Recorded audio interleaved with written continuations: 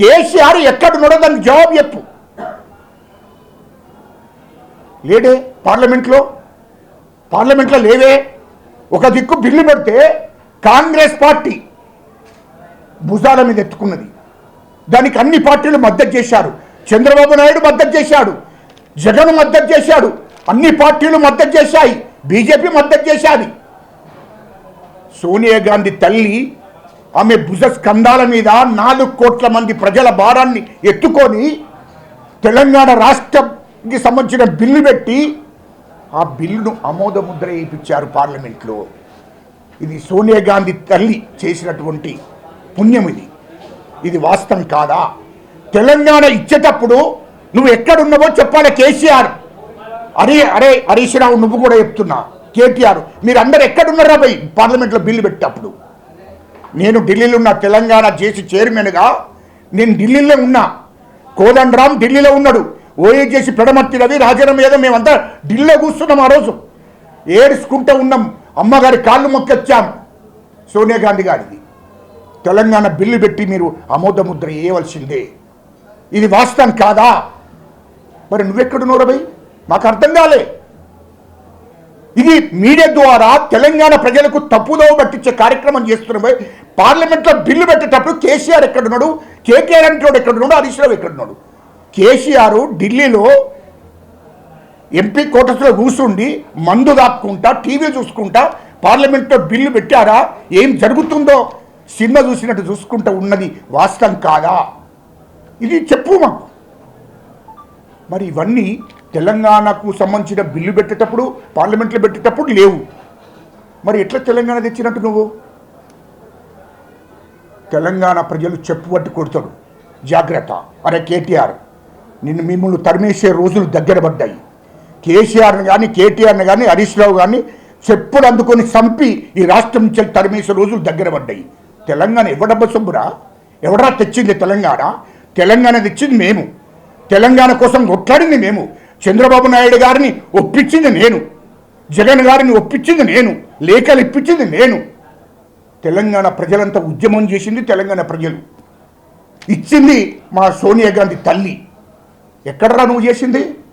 ఎవరిని మభ్యపెట్టడం కోసం మాట్లాడుతున్నారా? నిన్న మాట్లాడుతున్నాడు తెలంగాణ కోసం త్యాగం చేస్తావురా? అరే కేటీఆర్, నువ్వు తెలంగాణ రాష్ట్రం కోసం ఉద్యమం చేస్తున్నప్పుడే ఎందుకు ప్రాణత్యాగం చేయలేదురా? ఇప్పుడు ఎందుకురా? తెలంగాణ ప్రజలకు నీ కేసుకు నీకు సంబంధం ఉందని నేను అడుగుతున్నా. అరే భూషుడికి నువ్వు 55 కోట్లు ప్రభుత్వ సొమ్ము, ప్రభుత్వ ఖజానాని ఖాళీ చేసి నిబంధనలకు వ్యతిరేకంగా నువ్వు డబ్బులు పంపించావు. ఇది వాస్తవం. భూషుడికే నువ్వు సచ్చుడేందిరా? నువ్వు సత్యేంది బతుకుతే తెలంగాణ ప్రజలకు, ఎస్సీలు ఎస్టీలకు బీసీలకు మైనార్టీలకు 99% ఉన్న ప్రజలకు ఏమైనా సంబంధం ఉన్నదిరా? నీ సావుకు తెలంగాణకి ఏమైనా సంబంధం ఉన్నదిరా? భూషుడికే మాకేమో నువ్వు సత్యేంది బతుకుతేందిరా? అసలు నేను టీఆర్ జైలుకు పంపాలనే లక్ష్యంతో ముందుకు వస్తున్నారు తెలంగాణ ప్రజలందరూ. నువ్వు ఇక్కడ ఉండకూడదు, నీ కుటుంబం ఉండకూడదు. కేసీఆర్ను, కేటీఆర్ను, హరీష్ రావును, ఆ కవితను టీఆర్ జైల్లోనే ఉంచాలి జీవితకాలం అంతా.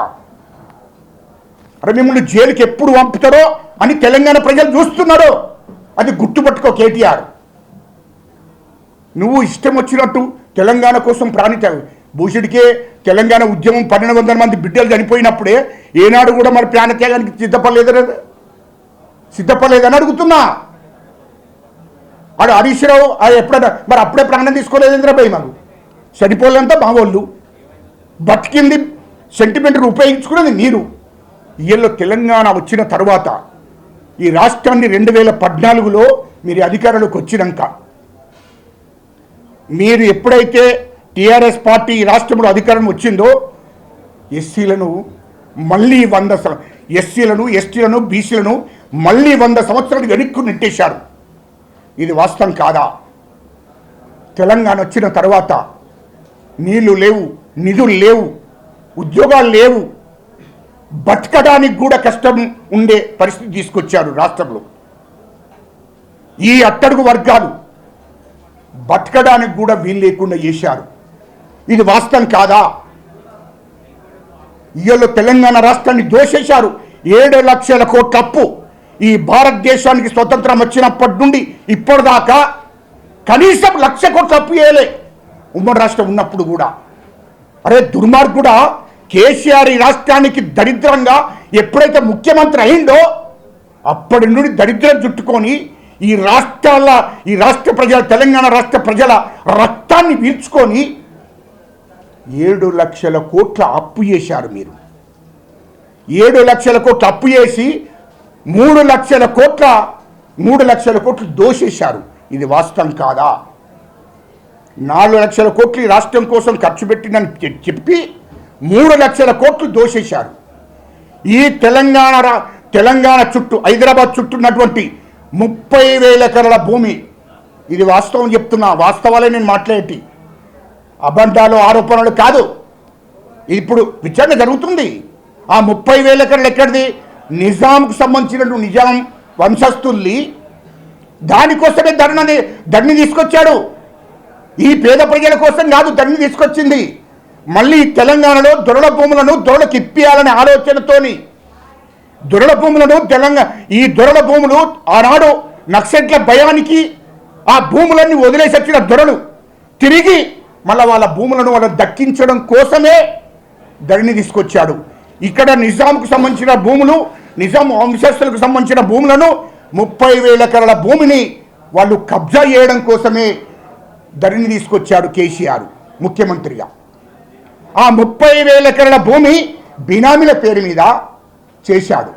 కేసీఆర్ బినామీ, హరీష్ రావు బినామీ, కేటీఆర్ బినామీ, కవిత బినామీల పేరు మీద చేసి దాంట్లో 10,000 ఎకరాల భూములు అమ్మేశాడు.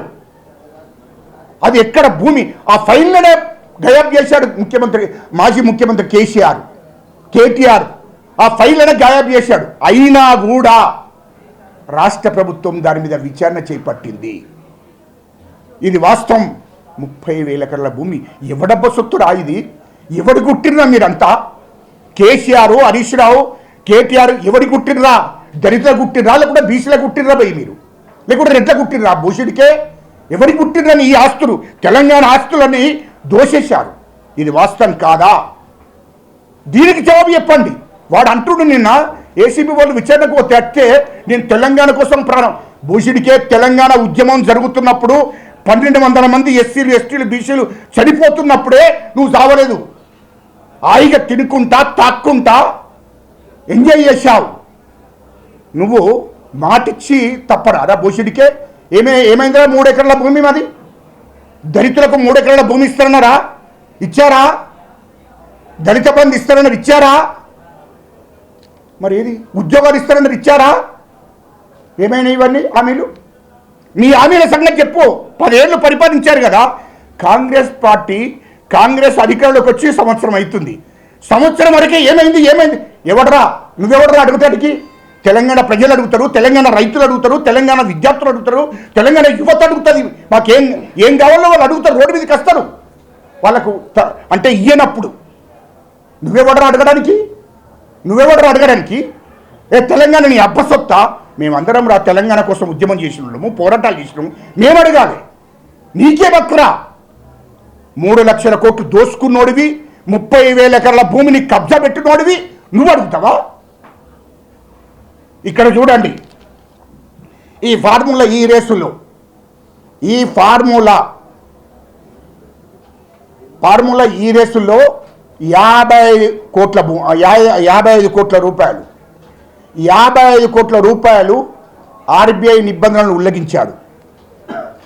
క్యాబినెట్ ఆమోదం పొందాలి, క్యాబినెట్లో డిస్కషన్ జరగాలి. క్యాబినెట్ మంత్రులను లెక్కలకు తీసుకోలేదు, క్యాబినెట్ నిర్ణయాన్ని లెక్కలకు తీసుకోలేదు, క్యాబినెట్ ఆమోదం లేదు, ఆర్బీఐ నిబంధనలను అనుసరించలేదు.